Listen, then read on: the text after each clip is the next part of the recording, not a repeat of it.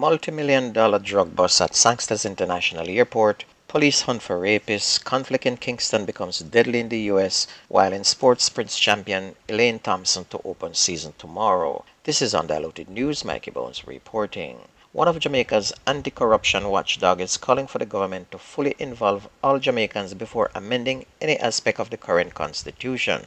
Director of National Integrity Action, Daniel Archer, said amending the Constitution without the involvement of every Jamaican is a bad sign and is ill-conceived. Ms. Archer made the call in response to concerns regarding the leader of the opposition holding British citizenship. Noting that it is permitted by Jamaican law, Ms. Archer pointed out that both the Governor-General, who is the King's representative, and the Prime Minister both swear loyalty to the King of the United Kingdom.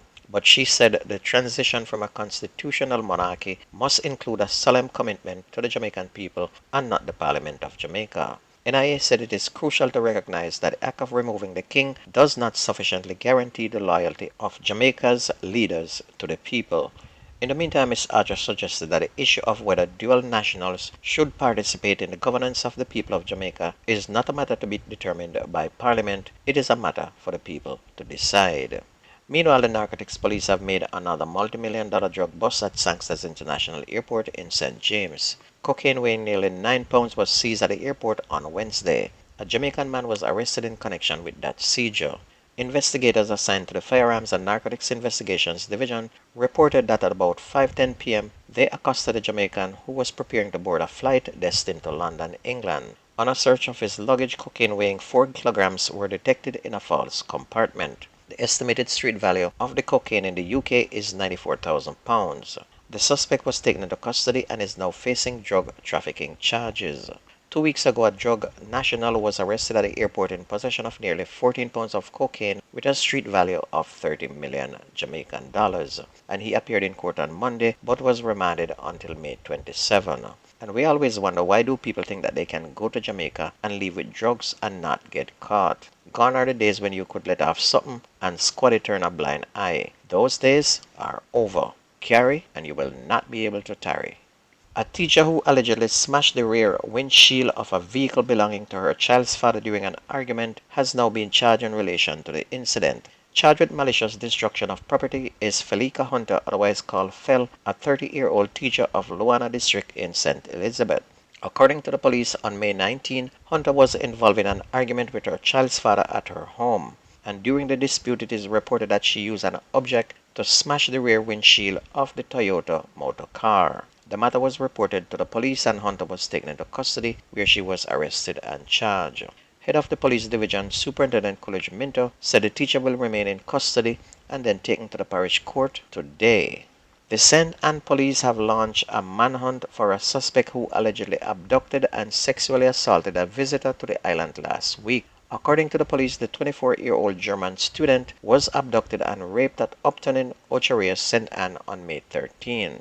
She was also robbed of cash and other personal items by her attacker. The police said the suspect goes by the alias Lenny or Blacks. St. Anne police are also urging Randy Taylor, who they believe can assist with the murder investigation of his child's mother Nadia Binns, to report to the police. Miss Binns was killed at her Helicon district home in Discovery Bay on Sunday, and in a previous attempt to kill her, the 42-year-old was chopped and left for dead at her home on January 30, but she managed to survive. Senior Superintendent Dwight Powell, head of the St. Anne Police, said that the investigation is ongoing, but he believes that there might be a connection between this incident and the previous incident. Superintendent Powell also urged persons with information in relation to both incidents to share it with the police. Meanwhile, Chief of Detectives for the New York Police Division Department, Joseph Kenny, has said that an ongoing conflict in Kingston, Jamaica is behind the death of 25-year-old Cardell Lester, who was cut down in Queens. Kenny made the revelation while speaking at a news briefing on Tuesday. Describing Lester's death as a reprisal killing for a 2023 murder, Kenny said the incident stemmed from an ongoing dispute between warring groups from Denham Town and Tivoli Gardens, and there's been some violence back and forth between these two groups, said the chief. He said the war begins in Jamaica, and when they come across each other in the US, they then go after each other. Kenny further shared that Lester was inside a building in Queens when gunfire erupted and resulted in the 25-year-old being shot in the head. Lester, who was visiting the United States from Jamaica, was killed in Queens, New York on May 4th, and no arrests have been made in that shooting. The Hanover police are now probing the death of a man whose bullet-riddled body was found at his home on Wednesday morning. The deceased has been identified as 45-year-old Bruce Allen, also called Biggs of Q-Top, Lucy in the parish. Reports are that residents heard explosions coming from the direction of Allen's home about 9:15 on Sunday, but did not notify the police. However, the police were later summoned after a resident found his body on Wednesday morning, and no motive has been established for that killing.